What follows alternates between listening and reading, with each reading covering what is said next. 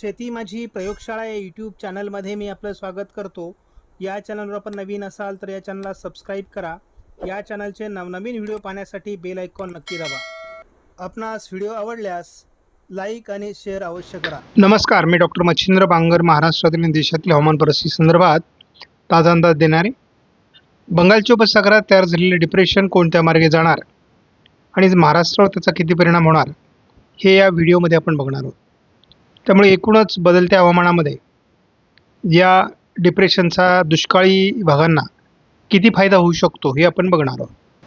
भारतीय हवामान खात्याने या डिप्रेशनला डीप डिप्रेशनमध्ये रूपांतरित झाल्याची माहिती उपलब्ध करून दिली आहे आणि सध्या तरी पश्चिम बंगालमधून ते छत्तीसगडकडे जाण्याची शक्यता या ठिकाणी व्यक्त करण्यात आली आहे. महाराष्ट्रातील सद्य परिस्थिती बघताना कोकणमध्ये 105% पावसाची नोंद आहे. मध्य महाराष्ट्रासहित घाटमाथ्यावर 117% पावसाची नोंद आहे. मराठवाड्यामध्ये 33%ची घट, विदर्भात 26%ची घट आणि महाराष्ट्रात एकूण 96% पावसाची नोंद झालेली आहे आत्तापर्यंत. तर सर्वाधिक पावसाची नोंद ही नाशिक जिल्ह्यामध्ये झालेली आहे, म्हणजे जवळपास 200% पाऊस नाशिक विभागात झाला आहे. तर 183% पालघर आणि 166% पुण्यामध्ये झालेला आहे. म्हणजे थोडक्यामध्ये या ठिकाणी अतिवृष्टीची नोंद झालेली आहे. दुष्काळी परिस्थितीमध्ये नंदुरबार, हिंगोली, त्यानंतर सिंधुदुर्ग, त्याचबरोबर लातूर, बीड, जालना, गडचिरोली या काही जिल्ह्यांमध्ये अगदी वाशिमपर्यंत दुष्काळी परिस्थितीची तीव्रता अधिक आहे. आणि एकूणच आपण जर बघितलं, जरी आता आपल्याला अहिल्यानगर दिसत असेल किंवा इकडे सांगली दिसत असेल, सातारा असेल, याचा पूर्व भागातील काही विभाग हा अजूनही कमी पावसाचा आहे. भारतामध्ये सध्या 16%ची नोंद ही 27 तारखेला झालेली आहे, म्हणजे 16% घट आहे. म्हणजे एकूण 84% पावसाची नोंद भारतामध्ये सध्या झालेली आहे.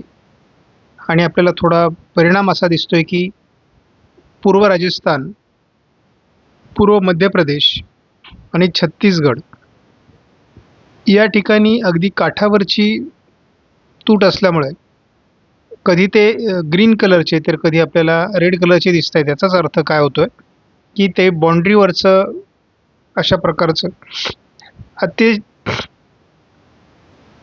अत्यंत काठावरची तूट या ठिकाणी आहे. मुख्य पाणी प्रकल्प जे आहेत मोठे, त्यामध्ये 82% पाणीसाठा आपल्याला कोकणमध्ये, 80% पुणे विभागामध्ये, 71% नाशिक विभागामध्ये, नागपूर विभागात 53 ते 54% जवळपास, 44% अमरावतीमध्ये आणि 35% छत्रपती संभाजीनगर विभागात आपल्याला या ठिकाणी पाणीसाठा दिसतोय.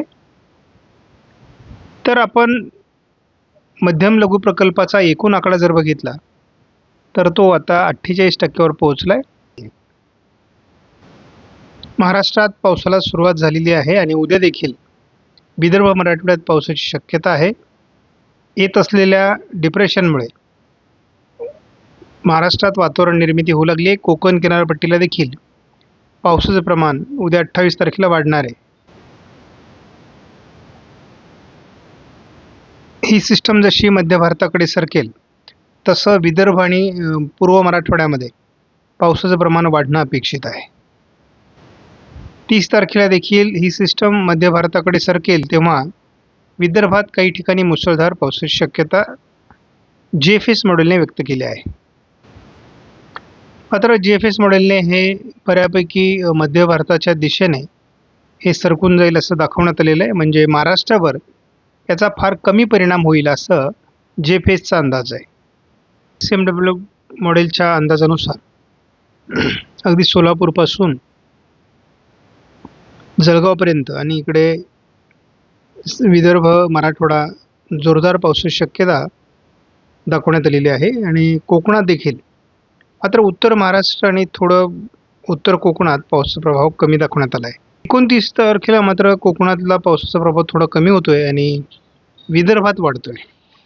विदर्भामध्ये गोंदिया, भंडारा, नागपूर, अमरावती, वर्धा, यवतमाळ, चंद्रपूर, गडचिरोली, वाशिम, हिंगोली या काही जिल्ह्यांमध्ये मोठं पावसाळी क्षेत्र राहील आणि त्याचबरोबरीने परभणी, नांदेड, जालना, अकोला, अमरावती या जिल्ह्यांमध्ये देखील पावसाचं प्रमाण अधिक राहील. 30 तारखेला ही सिस्टम महाराष्ट्राच्या उत्तरेकडून सरकते. त्यावेळेस 30 तारखेला देखील चंद्रपूर, गडचिरोली, नागपूर, भंडारा, गोंदिया, चंद्रपूर, अमरावती, अकोला, वाशिम, वर्धा, छत्रपती संभाजीनगर उत्तर, जालना उत्तर. आपण या ठिकाणी बघतो जळगाव जिल्ह्यामध्ये छत्रपती संभाजीनगर उत्तर, जालना उत्तर, अकोला, अमरावती आणि नागपूर या जिल्ह्यांमध्ये मोठं पावसाळी क्षेत्र राहण्याची शक्यता आहे. नंदुरबार, धुळे आणि नाशिकला देखील याचा परिणाम होण्याची शक्यता आहे.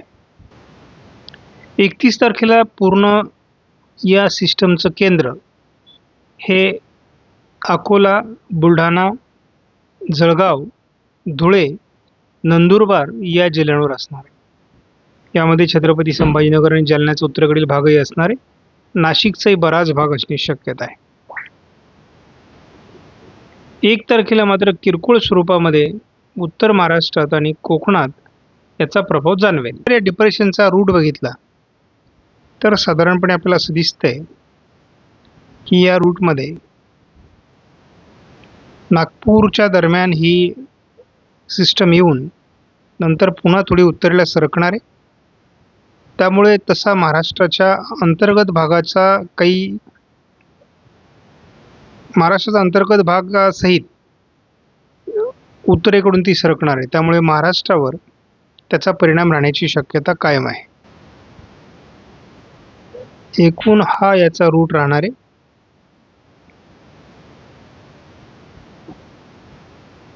आपण या ठिकाणी बघतो हा साधारण याचा रूट राहील असा अंदाज आहे.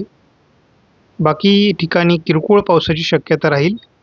चंद्रपूर, गडचिरोलीमध्ये मात्र पावसाचं प्रमाण यवतमाळमध्ये वाढू शकतं. आज मिळालेल्या माहितीनुसार नांदेड, परभणी, वाशिम, हिंगोलीच्या काही भागात आणि यवतमाळच्या काही भागामध्ये आज मुसळधार पाऊस झालेला आहे. ठिकठिकाणी हे क्षेत्र निर्माण झालं होतं. उद्या दुपारनंतर देखील प्रभावी वातावरण राहील असा अंदाज आहे. परंतु आजचं संपूर्ण महाराष्ट्रात दाखवलेलं वातावरण त्या प्रमाणात प्रभाव टाकू शकलेलं नाही. या मॉडेलचा प्रभाव जसा विदर्भामध्ये पडतोय तसा त्याचा कोकण आणि उर्वरित महाराष्ट्रामध्ये प्रभाव फार कमी आहे. आपण इथे बघतो गोंदिया, नागपूर, भंडारा, अमरावती, वर्धा या काही जिल्ह्यांमध्ये याचा परिणाम होईल. पुढे अकोला, बुलढाणा, जळगाव, छत्रपती संभाजीनगर, काही प्रमाणात नाशिक, नंदुरबार आणि धुळे या जिल्ह्यात त्याचा परिणाम होऊन 31 तारखेला हे गुजरातमध्ये निघून जाईल. परंतु महाराष्ट्रातील काही दुष्काळी भागात मात्र त्याचा मोठा प्रभाव पडल्यामुळे दुष्काळाची तीव्रता या जिल्ह्यांमधली कमी होण्याची शक्यता आहे. आपणास व्हिडिओमधील माहिती महत्त्वपूर्ण वाटल्यास लाईक करा, शेअर करा, चॅनलला सबस्क्राईब करा. धन्यवाद. जय हिंद, जय महाराष्ट्र, जय बळीराजा.